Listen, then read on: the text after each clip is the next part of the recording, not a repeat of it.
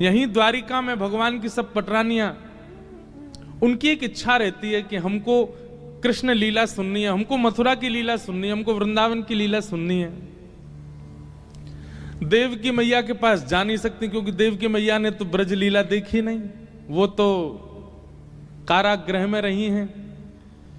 द्वारिका में केवल 3 लोग ऐसे हैं जिन्होंने ब्रज लीला का दर्शन किया है। कौन? पहले तो स्वयं श्री कृष्ण, दूसरे श्री बलराम जी, और तीसरी बलराम जी की माताजी रोहिणी मैया।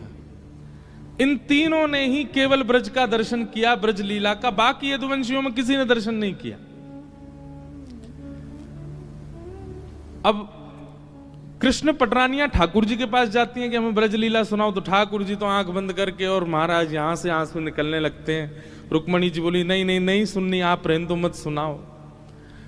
बलराम जी से सब संकोच खाती हैं क्योंकि वो जेठ जी हैं, उनसे कैसे पूछें। तो बची एक रोहिणी मैया। तो सारी कृष्ण पटरानियां रोहिणी मैया के पास गई, बोले मैया हमको ब्रज की लीला सुनाओ, हमें सुनाओ ना, ठाकुर जी कैसे चोरी करते, यशोदा मैया के संग कैसे व्यवहार करते, गोपी के संग कैसे रास करते, यमुना जी में कैसे स्नान करते, सारी लीला सुनाओ ना। रोहिणी मैया बोली मैं सुना तो दूंगी, लेकिन याद रहे कृष्ण बलराम नहीं सुने, क्योंकि अगर उनने सुन ली तो बड़ी दिक्कत हो जाएगी। अब सब पत्नियां आपस में कहने लगी कौन रखवाली करेगा द्वार की। ऐसी सभा थी, उसमें सब बैठी थी।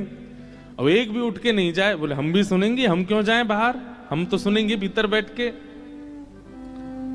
तभी वहां भगवान की बहन सुभद्रा, सब भाभियों ने मिलकर अपनी ननद सुभद्रा को ही पकड़ा।